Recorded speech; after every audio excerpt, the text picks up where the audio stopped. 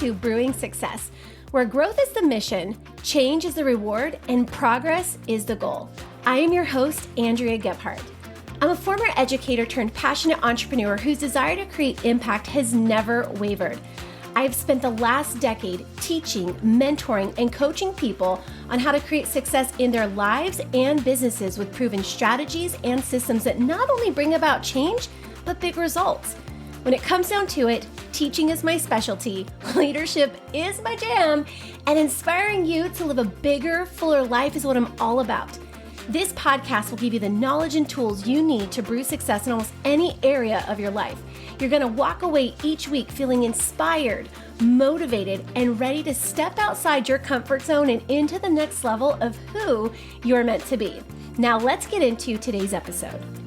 Okay, I am super excited to dive into not just one, but two of the ABCs of leadership with you guys today. And I chose to do these two together because they really are the perfect pair.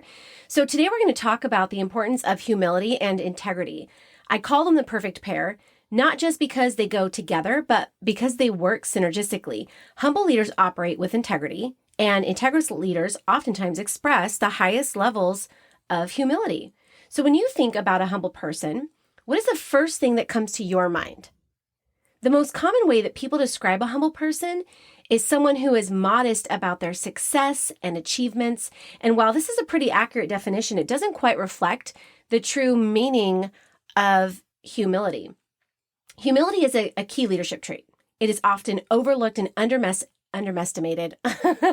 Underestimated is not a word. I told you guys this podcast is going to be real and raw because we are 100% about progress and not perfection.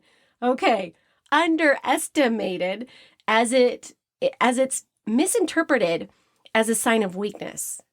But in all reality, humility is a strong indicator of high emotional intelligence as well as inner strength.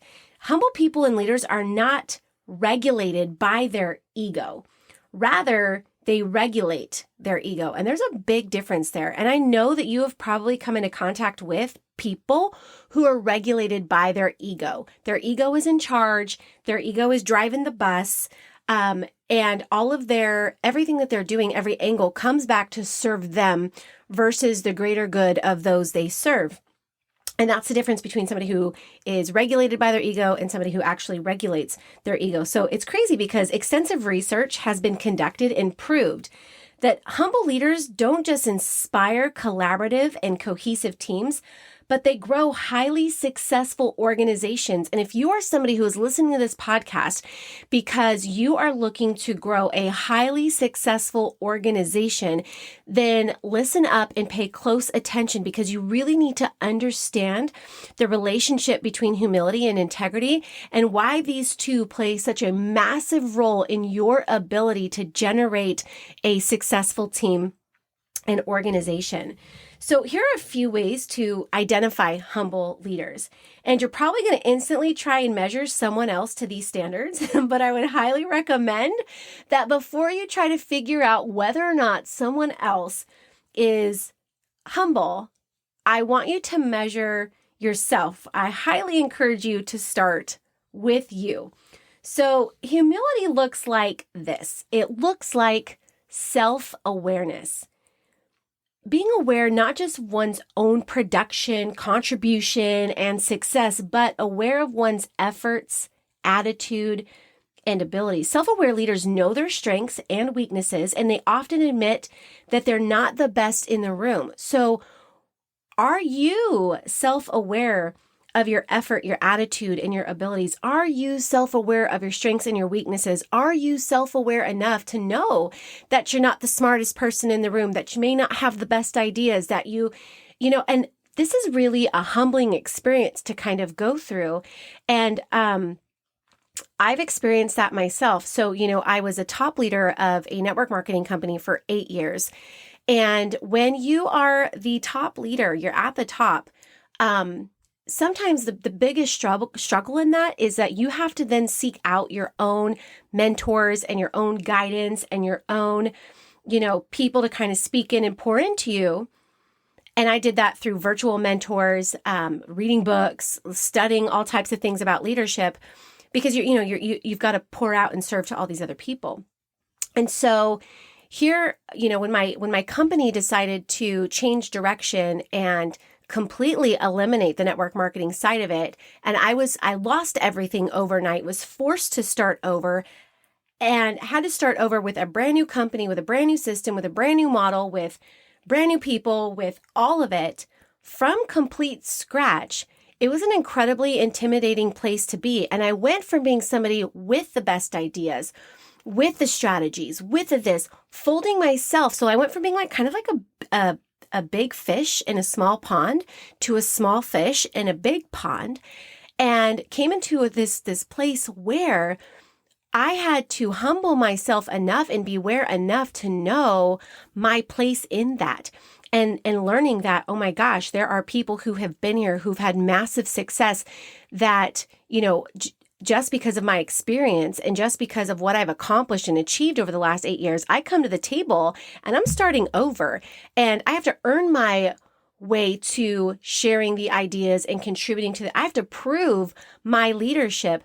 And just kind of having that experience created a whole new realm of self-awareness. And let me just tell you, if you ever find yourself in a position where you have to start over, instead of looking at that as something that is scary and difficult and challenging and hard, I want you to look at that as a second chance to lead better, a second chance to show up differently, a second chance to take everything that you have learned through your past experience and deliver the best version of yourself in the situation that you're in currently with whatever this new venture is, or this, whatever you're starting over with. And I was so grateful for the second chance of leadership because my gosh, yes, I learned a lot over the course of 8 years. I had massive success. I overcame lots of failures and challenges and tribulations during that time, but they shaped me and molded me into a completely different person than where I was when I started.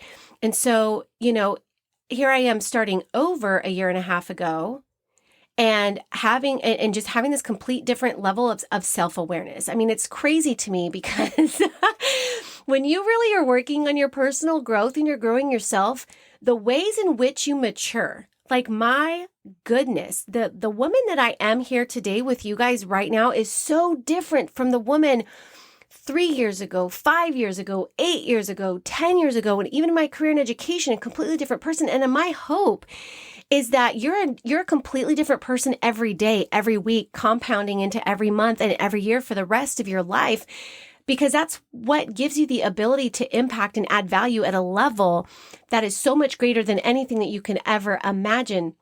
And so having this self-awareness, coming into this new place with this second chance of leadership, and knowing that I'm not always the best in the room, and being okay with that and honoring the opportunity in that is so crucial, so incredible, and so amazing. And I want you to remember that while you're on this thing called, a journey, which we're actually going to be talking about next week. And so the first thing is self-awareness.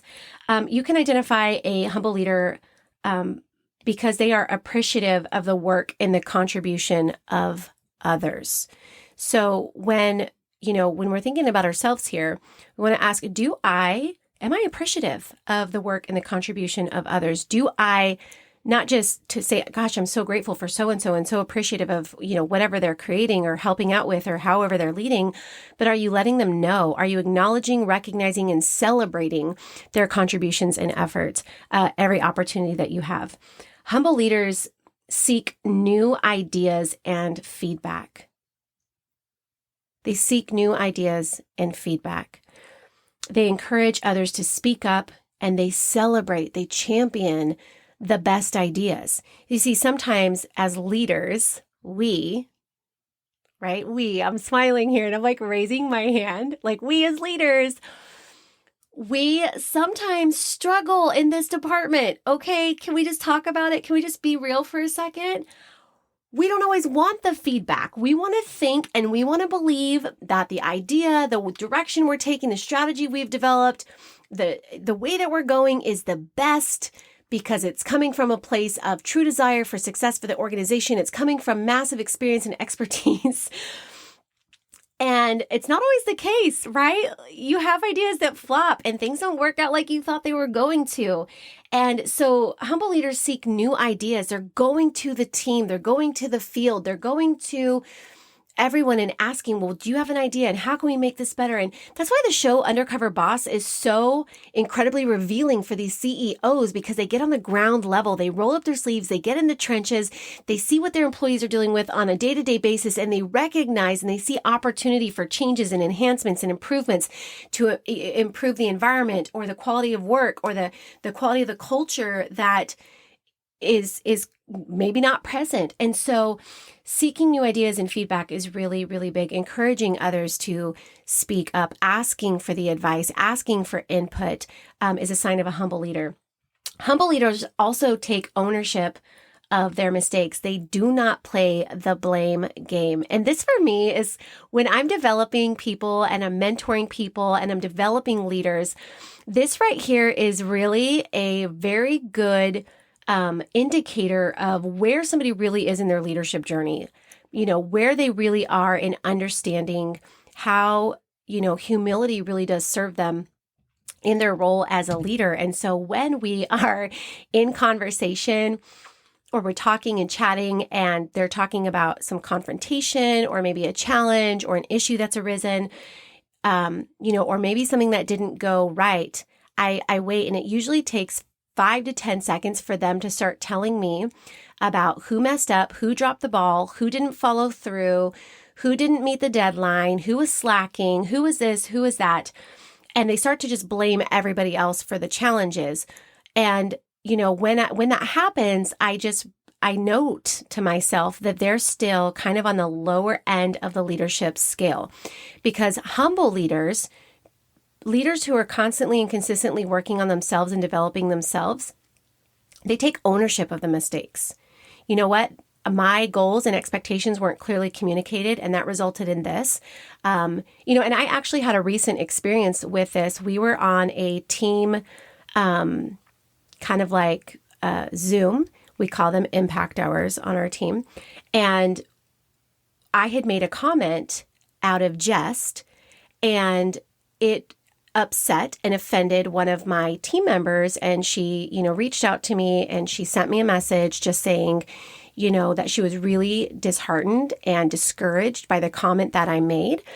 And, she really struggled with how she felt. And she even gave herself a full 24 hours to kind of go through her emotions before she decided to reach out, which is a massive sign of emotional maturity. And, she reached out and I said, you know what? I am so sorry. I'm so sorry that I said that it offended you, that it made you feel that way. That was not my intention at all. That is not the place of which it came from. And I can totally understand how that would do that. And she was blown away because I think she thought I was going to tell her to suck it up, buttercup. It's okay. Don't be so sensitive. Come on. I would sweep it under the rug or blow it off. But I love when those things happen, because they provide meaningful feedback. And sometimes as leaders, we can get a little bit loose with our words and sometimes get a little bit relaxed in certain environments. And because of our positions, because of our leadership, because of our influence, our words all carry massive weight with the people that we lead. And we have to pay attention to what it is at what we do. So humble leaders take ownership of their mistakes. They don't play the blame game. Humble leaders willingly step aside to let others shine. Let me just say this to you right now. Your leadership is not reflected in how good you are and all the good things that you do. Your leadership is reflected by how good your team is and all the good things that your people do, those people that you're leading. So are you empowering them? Are you giving opportunities for them to, are you delegating? Are you creating opportunities for autonomy? Are you empowering your people to rise up, stand up, show up, and shine up at a level that really highlights the growth and the development of the people in your organization? And then lastly, humble leaders let their actions do the talking. And I love this. Gosh, I love this because I wholeheartedly believe, it's my mantra. I tell this to my team. I've used this. I will never teach you to do something I haven't already done. I am never going to ask you to do something that I am not currently doing. I am never going to preach what I don't do or teach what I don't do. It's just, I don't believe in that. I feel like that's false leadership. I actually feel like that's management, and management is not leadership. Those two things do not play at the same part. Okay. They are not friends. It is not how it works. And so, leaders let their actions do the talking. They don't talk a big game. They don't celebrate their own stuff. They're not talking about all the amazing things that they're doing. They're putting the points on the board. They're showing off their production by the reports and the things that are growing, the revenue that's being generated and all that type of stuff. So if you're talking about what you're doing, and if you're not allowing your actions to speak for you, you've got to check yourself before you wreck yourself with that one, because that is massive and huge when it comes to being a humble leader. See, humble leaders simply lead better because they serve from a better place. They serve from a place of the greater good. They don't serve from a place of personal gain. And I really want you to hear that. You've got to remove that I piece. You've got to remove all of the things about how does this benefit me? How is this great for me? It is not about personal gain. It is about organizational gain. It is about the betterment of the team, of the organization. It's about fulfilling that vision, getting the team to work in purpose, on purpose, every single day. Humble leaders serve not from a place of ego, but from a place of we go. It is not about I, it is about us. And I can hear this when I hear leaders teaching, talking, training, and they're like, well, I, and my team and my people and my this and my that. I'm like, no, get rid of those personal pronouns. And let's start using we and us, the collective unit of the group, because without them, you are nothing. Without your team, you are absolutely nothing. Your team is what makes you great. Your team is what makes you better. Your team is what provides the opportunities. And so humble leaders serve from a place not of ego, but a place of we go, we, us, together, collectively, cohesively, collaboratively, together. You can spot a humble leader a mile away if you just pay attention. They're the ones who are clearing tables at events, rolling up their sleeves to get to work when, they're short-staffed. They're the ones who put their title to the side in an effort to do what's needed to elevate the team. They serve. They don't expect to be served. And I was at an event in Atlanta, the Live to Lead event, by the way. Live to Lead, if you're a leader, an aspiring leader, a growing leader, you have got to attend Live to Lead once a year in Atlanta, Georgia. John Maxwell puts on this incredible event. It is life-changing. But anyway, that's not the point. But I was at this Live to Lead event, and they were setting up these little coffee stations as people were kind of coming in, and, people were filing in, and there were people who were supposed to be helping that weren't quite there, and they were a little bit short-staffed, and I flicked off my shoes and got comfortable and was like, okay, how can I help? Rolled up my sleeves and started serving coffee and, setting up the sugars and doing all these things. And one of the, staff people came over oh my gosh, miss, ma'am. No. We have people. You don't need to. I said, no, you have people who are trying to take care of other things. I'm here. I can pour a cup of coffee. I can greet people as they come in the door. And she was like, yeah, but you're speaking at this event. And I said, it doesn't matter if I'm speaking at this event or if I'm attending this event. I can pour a cup of coffee. I'm here to serve any way that I can. And that's what humble leadership looks like. That's what it's about. And that's how we show up. It's because we come from a place of service, not a place of where we expect to be served. If you're looking to be a more humble leader or identify the humble leaders in your team, here are a few things to look for. Do you or they give credit where credit is due? Are you celebrating the person who came up with the idea? Are you recognizing the person who created the graphic? Are you celebrating the person who came in and made some modifications to the plan or the strategy that made it take off in big ways? Do you or they openly and admit to take responsibility for their mistakes? Do you or they respond well to criticism or constructive feedback? This is a big one. If you find yourself getting defensive when somebody comes to you with constructive feedback, if you find yourself wanting to justify and validate and all those things. We've got to figure that out because that is not humility at all.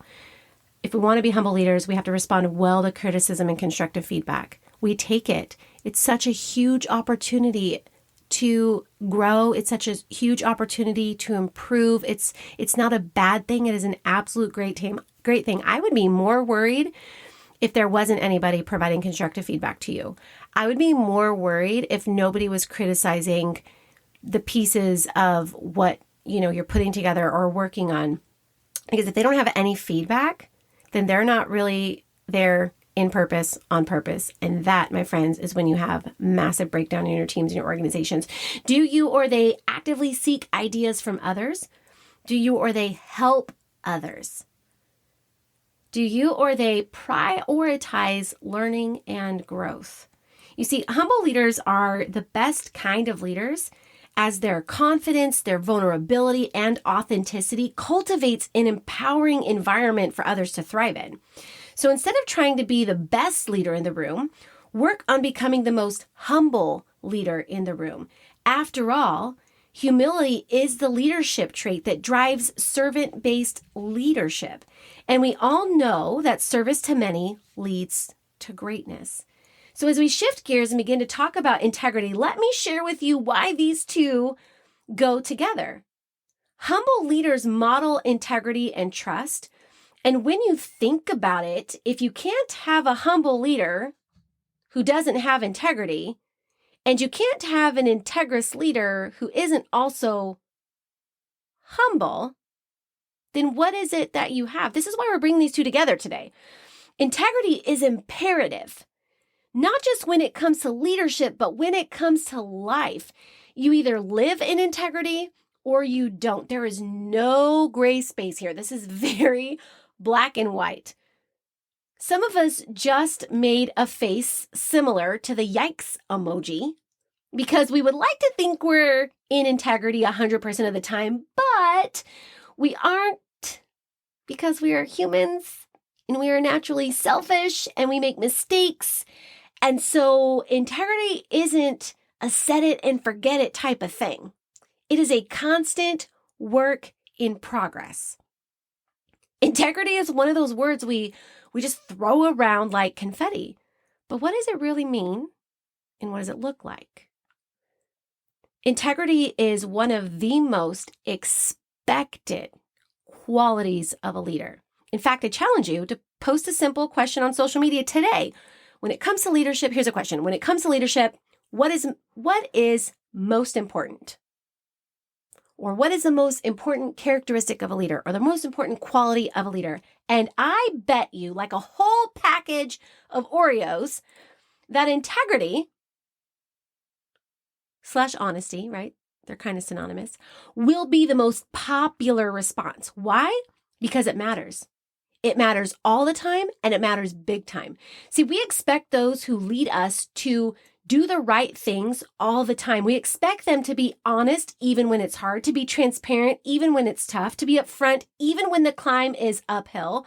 We expect them to follow through on their word every time.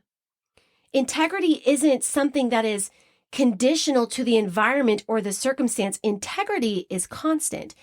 It is doing what is right all the time, even when no one is looking. Even though it's not what we want to do at times, but because it's what we have to do.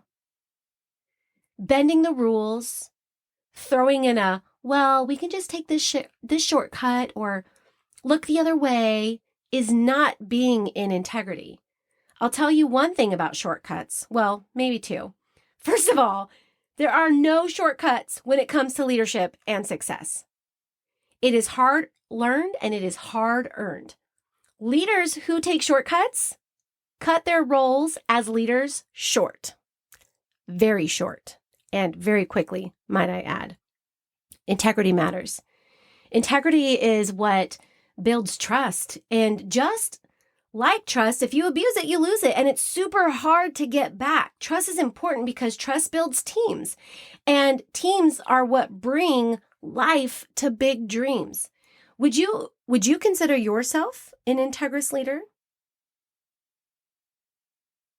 I wish I could see you right now, like, because some of you nodded and some of you were like, well, your head just went side to side. Well, you kind of squinted a little bit. Oh, oh my gosh. It's so funny. It's okay though. Like, would the people you lead identify you as such? Do you do the right thing all the time, even when it doesn't benefit you? Do you keep your word? Do you follow through? Do you speak poorly of others? Do you diminish character? Do you manipulate situations and people to get what you want? Do you bend the truth? Listen, if I could give you any long-term advice that will serve you on this journey, it is this. Never sacrifice your values for volume. Never sacrifice what you believe in for short-term benefit. And that applies to everything in life, not just teams, not just business, not just, but all of it. Integrity is imperative because how you do one thing in or out of integrity is how you do everything. So as we wrap up today and as you continue to develop as a leader, remember that instead of chasing things like titles and ranks and success, as a leader, pursue humility. Lead with integrity in every area of your life. At the end of the day, it's not your titles that define you as a leader. It's not your income that defines you as a leader. It's not your success and your achievements and the things you have that define you as a leader. It's the character that you display in that role and in every aspect of your life. Remember that growth is our mission here on the Brewing Success Podcast. Change is the reward and progress is the goal. Thank you for being here with me today. I challenge you to lead with humility and integrity. I challenge you to become more of what you want to see on your team and in your organization. I dare you to lead differently, to lead better. If this episode shifted your mindset, please let me know by leaving a review below. Let's multiply our impact by sharing this episode with 3 friends, sharing and linking this in your stories. And of course, I would love to hear from you directly. So let's connect on social, say hi. And if you're wanting a little more inspiration, be sure to subscribe to my weekly newsletter at leadlikeandreagebhardt.com.